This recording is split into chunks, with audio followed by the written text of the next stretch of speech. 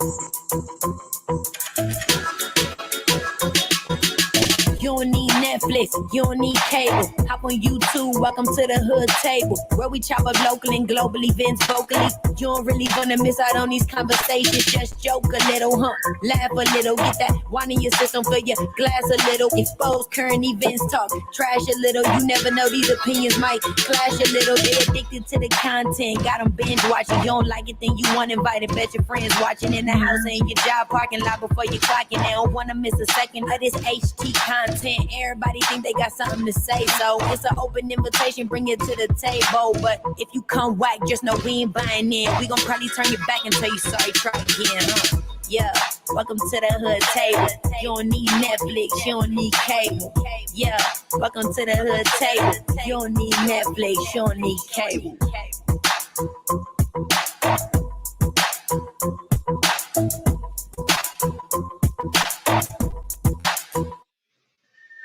Hey everybody, come on in. Welcome to the Hood Table one more again. Thanks for tuning in today to my review of Belle Collective. And we are on season 1, episode 5.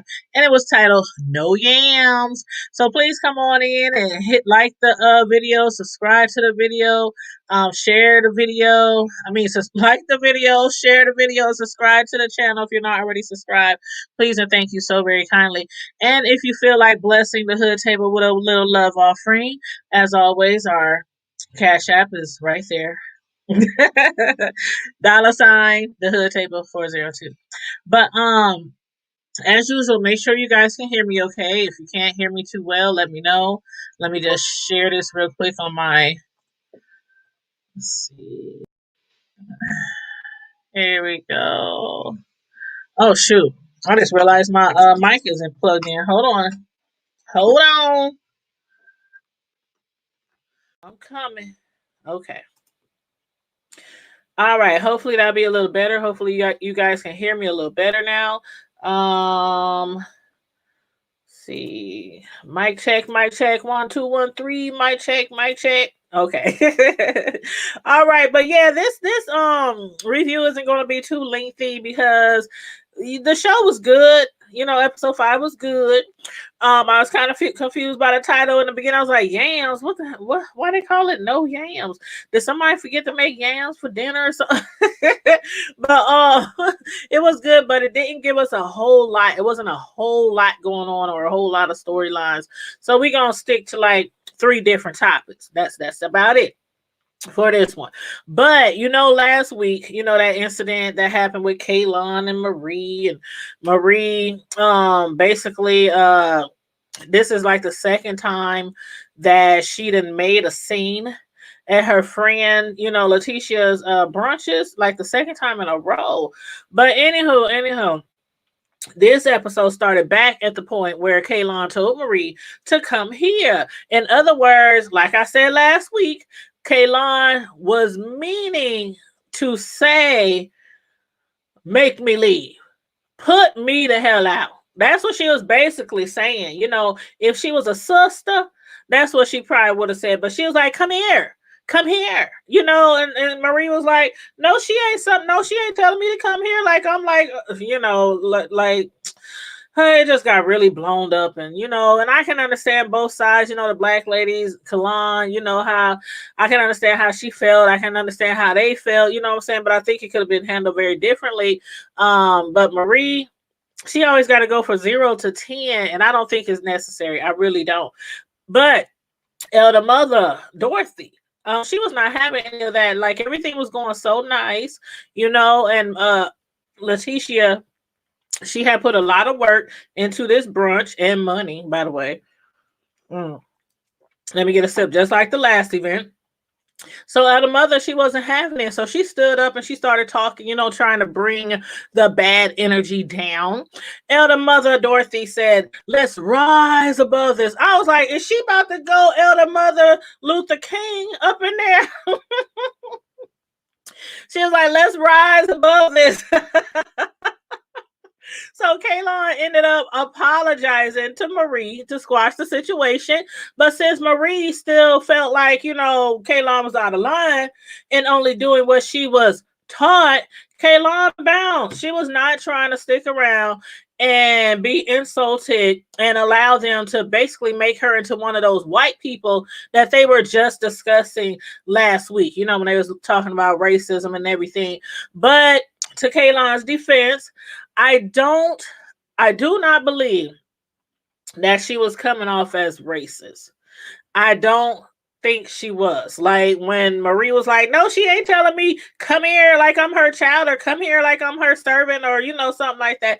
I think she was just like defending herself, like, you trying to tell me to leave, I ain't leaving, I ain't going nowhere just because you got a problem with me. But she did ended up leaving anyway, and I think that's what was the best thing to do. But I just think Kaylon, when she got there, she just everything that they were saying about racism and prejudice and all that kind of stuff and white people, I think it just hit her like a ton of bricks, like hit her dead in the chest, to hear those black women discuss what white people have done to us for years. And of course white people from the youngest generation on, have seen it on TV or in person, how black people are sometimes treated by white people. But just to hear all these women in this one setting say all those things to her, for one, she felt like probably an outsider. For two, she probably felt like they were, thinking like, shit, some of the people we talk about could be related to her, or something like that. You know what I'm saying? But she'll be all right. She'll be all right. But, as for the other ladies, while they were so excited to find out what Letitia has been working on, her husband wasn't. And her husband is and y'all know I love a black ass man, like the color of my, the color of my microphone. Y'all know how I feel about dark skinned men. He looks good. But anyway, her husband feels like since he's been home from work that he's been treated like a peasant or a duck. He wasn't like, he was like used to her spoiling him or, what I'm saying, or, pining all over him when he get home from these long trips, at work.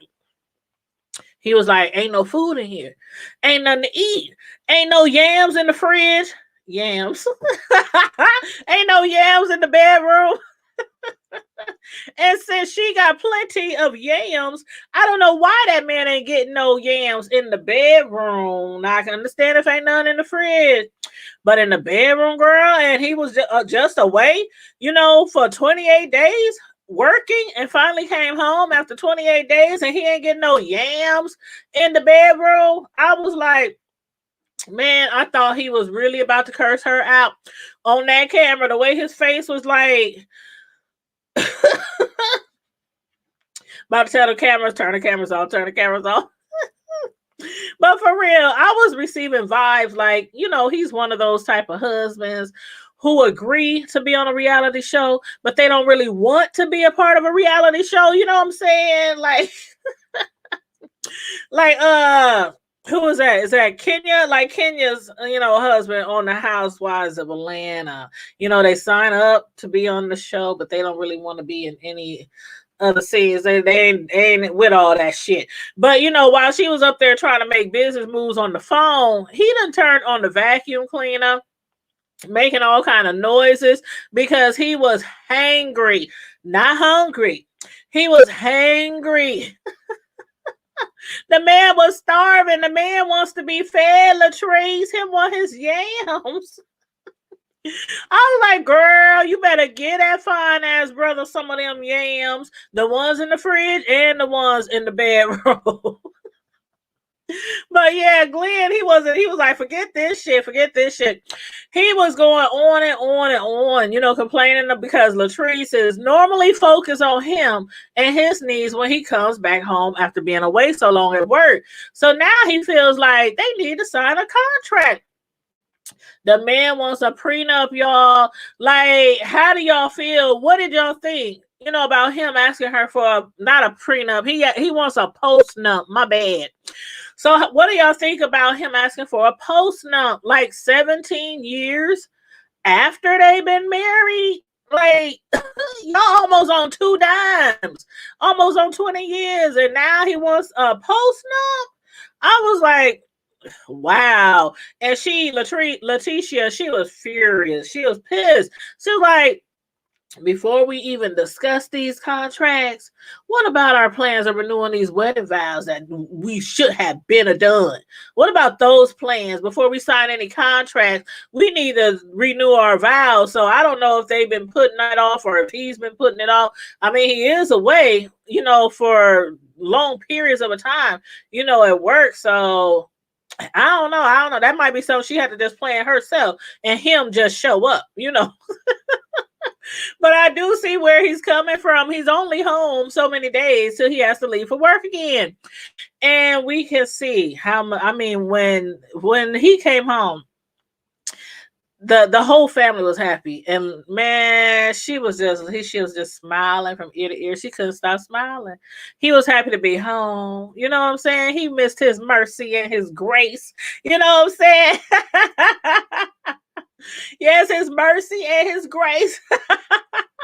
He was missing both of them girls. So, it's like, come on now. The man been gone away for a long time. I know you got business to do and everything like that, but he needs some attention and some yams, a side of yams. But as far as Glenn, bruh, you have to be a little bit more understanding of her passion and her dream. And a happy wife makes a happy life. That's all I gotta say about that. Now, as far as Latrice and her brother's wedding, y'all know how I've been saying that Latrice's husband really seems like the possessive, jealous type. But this episode, he really moved me with his efforts of bringing her family together. I mean, the whole planting of the 2 trees in honor of Latrice's 2 deceased brothers, that was really nice. And he even had a feast catered for her family and friends to enjoy. So it was awesome. It was really, really awesome.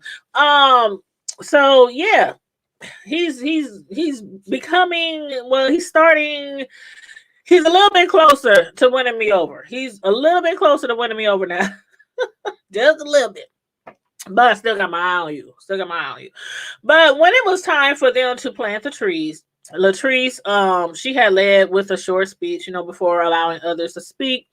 And I honestly have to say that when her mother and brother spoke, I was literally moved to tears. And y'all know how I am on scenes like that. I just get emotional. I got people who passed in my life, my mother, my grandmother, uncle, a lot of people. So I was like literally moved to tears. And then I was like, Tanya, stop. Okay, get it together, girl. Get it together, girl. Then when Latrice sat down to speak to her twin brother, he was all like standoffish, looking like he didn't even want to be there. I'm like, dude, he up there smoking his cigarette, like, I can't wait till this shit is over. That's what he was looking like. But Latrice then had me crying again. When she started expressing how hurt she was, to hear that her twin brother had got married. She was like, out of all people, why would the person closest to me, not include me in his wedding? Then come to find out, he didn't even get married. So I was like, who the hell was spreading them lies again? Y'all stop spreading them lies. Got Latrice all worked up and shit, messing up her makeup and lashes and stuff. But her brother had told her that the whole reason why he doesn't come around much is because their family still has a close relationship with his ex. His ex-girlfriend's name is Pam, and they have a child together. This Pam is actually, I think Latrice said, living with their mother, because I guess they was on a struggle. So the ex-girlfriend and the child is living with Latrice's mother. So they took his ex in. Now, Latrice and her family, they absolutely adore Pam, even though she's no longer with her brother. But those feelings are not the same for his current woman, Belinda. He was like, when I come to visit y'all, when I come to visit family, I ain't trying to run into my ex, with my new boo. Every time I want to visit one of y'all, it makes it a little bit uncomfortable, and who knows how, if his new woman and his ex ever got into it, or if he, or if he was cheating on the ex with the new woman, who knows the whole situation. But I can see where he coming from, and I'm just thankful that my personal situation with my ex was never like that. I am very close to my family, to my ex's family members. Like my ex is the father of my youngest son, right? So his family, like from the moment we broke up, they always made a point to include me in everything, even if I said I wasn't coming, because I didn't feel like I should be at everything, every event, every birthday party, every wedding, every barbecue, every spades game. I just felt like I shouldn't be there anymore. But they was like, yeah, he might got moved on and got another woman, but girl, you still our sister. That's our nephew, and you always welcome at our house. So me and one of his sisters, who y'all know, she used to do reviews with me, Sam. She, her and I, we talk all the time. We work out together, when we could, before pre CBD 19. But yeah, we real close, like real close, almost sister close. Like we call each other sisters. So, and then like, one of his other sisters hit me up out the blue like a few weeks ago. Girl, where you been? Where you at? Where you? So yeah, we always been cool. And his new girlfriends, everyone he's had after me, they never like as far as I know, had like an extremely big issue with me. But then again, like I said, I was coming around sometime, but I didn't come around all the time when he was going to be around. But if he wasn't there, I'd be like, hey, I'm on my way, But anyway, hopefully things will work out for them, and maybe they can sit around all together and, talk and discuss that, so he can, rejoin the family more often. But anyway, the last situation I want to speak on is Antoinette and Kaylon. Now, Antoinette's friend Kaylon, the white girl who got upset at the brunch and, stormed out. She had visited Antoinette's upcoming new dental office to speak to Antoinette. And before Kaylon got a tour of the place, she and Antoinette discussed, the big blow up at Letitia's brunch. Kaylon was under the assumption that the reason for the entire brunch was just for the possibilities of making some business connections, some business strategies or tips. And yeah, that was the main reason for the brunch. But for that particular brunch, they also just happened to have already set aside a portion of the brunch to discuss how they all have dealt with racism, and she just happened to be there. Now, would they have changed what they had planned differently? Or, had they known that there would be a white woman in their presence, a white woman attending? I don't know. I'm not sure. They probably, I don't know, they might have just went along with the plans. Like, we can't, if white women want to come around, we can't always, censor ourselves or cater to specifically them if we are dealing with issues in our community. And you know what I'm saying? So I don't know if they would have planned, the brunch differently according to, a white person showing up. But anyway, I do think that Antoinette made a good point when saying that she didn't want to speak up for Kaylon. Kaylon needed to speak up for herself and how she really felt about listening or hearing how those Black women have dealt with racism and prejudice. But now, if Kaylon would have stayed at the brunch, she would have realized, that there were going to eventually get to the nitty gritty, which was the business opportunities on Ferris Street. So my question to y'all is, do you think Kaylon will ever grace them with her presence again at another brunch or any other event? Y'all let me know, y'all. And for the people who come in after the show, make sure you comment in the comment section below if you got any opinions about the show or any of the storylines or anything like that. And again, make sure you like and share the video. Make sure you subscribe to the Hood Table if you're not already subscribed. Hit that subscribe button. Hit that notification bell so you always know when we go live. And don't forget to follow us on Facebook, Twitter, IG Stereo, and the hoodtable.com website. Thank you so much. And tomorrow night, excuse me, tomorrow night for my Queen Sugar fans, y'all know I do reviews on Queen Sugar too. I'll be doing a review on Queen Sugar live tomorrow night at 9 p.m. And I'm going to give y'all the opportunity to jump on the screen with me to discuss the show, you know, with me on the screen. If you want, we can have up to 10 people on the screen. Or you can just come and sit in the chat and comment in the chat and just watch the show. But if you do want to click the StreamYard link, when I drop the StreamYard link tomorrow night to jump on the screen, feel free.